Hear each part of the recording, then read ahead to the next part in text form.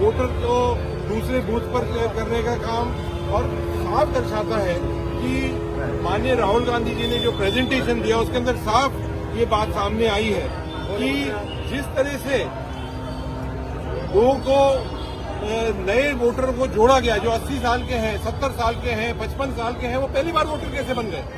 यहाँ तक कि जो मृतक वोटर हैं उनके साथ राहुल गांधी जी निकल रहे, चाय भी पीती। तो ये एक बहुत बड़ा घोटाला है और जनता जानती है कि जिस तरह से इनने घोटाले करे हैं, और ये जनता एक तरह से एक नया एक मूवमेंट शुरू होने वाला है, एक आजादी की एक और वापस लड़ाई शुरू होने वाली है।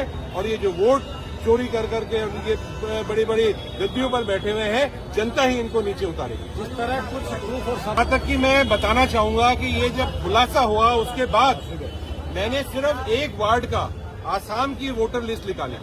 ये मेरी वोटर लिस्ट नहीं है, ये सरकार की वोटर लिस्ट है, और इसके अंदर आप देखेंगे कि ये सारे के सारे जो नाम हैं ये सारे डुप्लीकेट नाम हैं। एक ही परिवार, एक ही घर में रहने वाले लोग अलग अलग समाज के, मतलब 8 समाज के एक ही घर के अंदर रिश्तेदार कैसे हो सकते हैं। तो ये साफ दर्शाता है, ये तो एक वार्ड की है, एक बूथ की भी नहीं है, एक वार्ड की लिस्ट है, और उसी के अंदर लगभग 30 से 40% नाम सारे झूठे हैं। तो आप सोचिए कि जिस तरह से ये सरकार बनी है पूरे देश के अंदर, वो किस तरह से बनी है।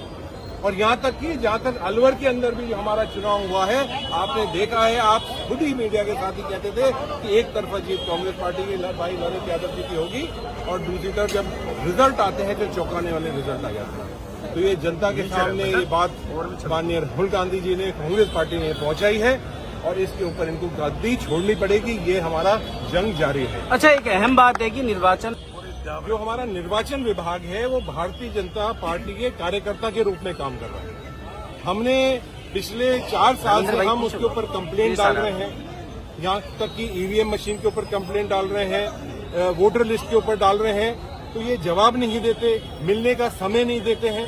तो एक तरह से जो एक विश्वसनीयता होनी चाहिए चुनाव आयोग की, वो आयोग की उसकी विश्वसनीयता बिल्कुल खत्म हो चुकी है।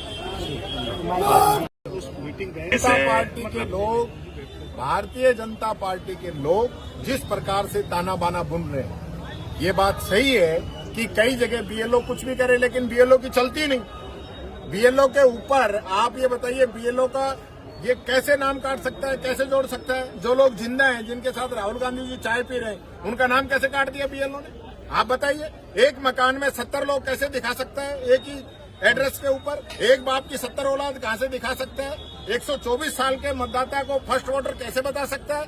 तो ये जो कारस्तानी ये लोग कर रहे हैं, ये जनता के सामने आ गई। और मैं कहना चाहूंगा मीडिया के लोगों को कि ये जिम्मेदारी मीडिया की है कि इस देश का लोकतंत्र हम मजबूत करके रखें, देश का संविधान हम मजबूत करके रखें। एक वोटर का अधिकार हर व्यक्ति को है, वो वोट देके जिसको चाहे सरकार बनाए, लेकिन उस वोट की चोरी नहीं होनी चाहिए। जिन्होंने वोट की चोरी की है उनको गद्दी छोड़नी चाहिए। और मैं कहना चाहूंगा देश के अंदर जिस प्रकार का माहौल चल रहा है, उसके अंदर प्रधानमंत्री जी को इस्तीफा देना चाहिए, सरकार को डिसॉल्व करना चाहिए और दोबारा चुनाव लड़के सत्ता के अंदर आना चाहिए। कम मार्जिन से तो कांग्रेस ही जीती है, बहुत सारी जीती है। वहाँ देखिए, वहाँ इन लोगों का जो फर्जीवाड़ा था उतना हो नहीं पाया।